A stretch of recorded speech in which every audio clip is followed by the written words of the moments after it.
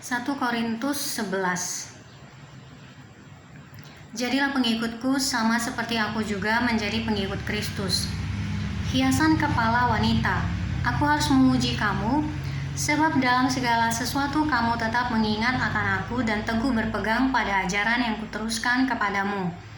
Tetapi aku mau supaya kamu mengetahui hal ini, yaitu kepala dari tiap-tiap laki-laki ialah Kristus, kepala dari perempuan ialah laki-laki, dan kepala dari Kristus ialah Allah. Tiap-tiap laki-laki yang berdoa atau bernubuat dengan kepala yang bertudung menghina kepalanya. Tetapi tiap-tiap perempuan yang berdoa atau bernubuat dengan kepala yang tidak bertudung menghina kepalanya. Sebab ia sama dengan perempuan yang dicukur rambutnya. Sebab jika perempuan tidak mau menudungi kepalanya, maka haruslah ia juga menggunting rambutnya.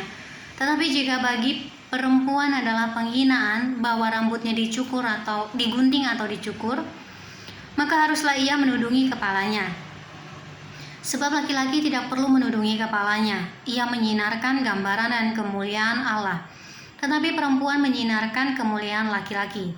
Sebab laki-laki tidak berasal dari perempuan, tetapi perempuan berasal dari laki-laki. Dan laki-laki tidak diciptakan karena perempuan, tetapi perempuan diciptakan karena laki-laki. Sebab itu perempuan harus memakai tanda wibawa di kepalanya oleh karena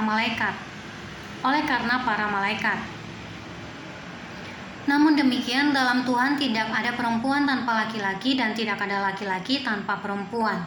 Sebab sama seperti perempuan berasal dari laki-laki, demikian pula laki-laki dilahirkan oleh perempuan. Dan segala sesuatu berasal dari Allah. Pertimbangkanlah sendiri, patutkah perempuan berdoa kepada Allah dengan kepala yang tidak bertudung? Bukankah alam sendiri menyatakan kepadamu bahwa adalah kehinaan bagi laki-laki jika ia berambut panjang, tetapi bahwa adalah kehormatan bagi perempuan jika ia berambut panjang? Sebab rambut diberikan kepada perempuan untuk menjadi penudung. Tetapi jika ada orang yang mau membantah, kami maupun jemaat-jemaat Allah tidak mempunyai kebiasaan yang demikian. Kebiasaan-kebiasaan yang salah dalam perjamuan malam. Dalam peraturan-peraturan yang berikut, aku tidak dapat memuji kamu, sebab pertemuan-pertemuanmu tidak mendatangkan kebaikan, tetapi mendatangkan keburukan.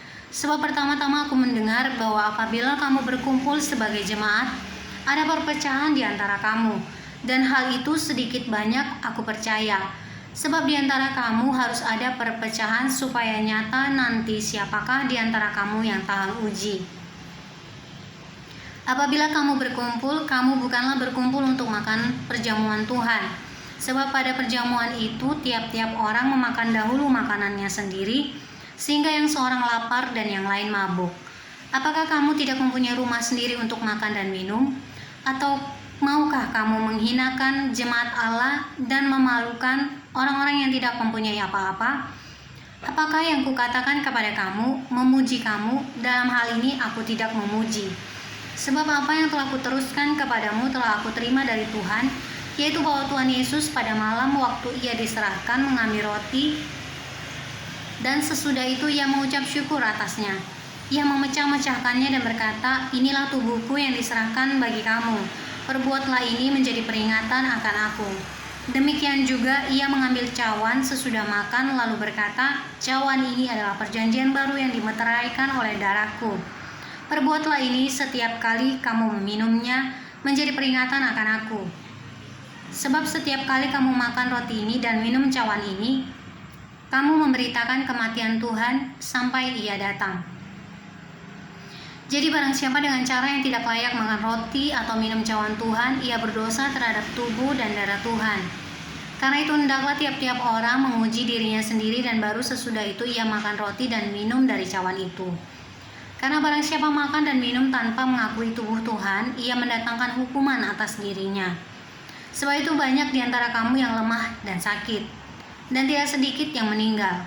Karena kita menguji diri kita sendiri, hukuman tidak menimpa kita.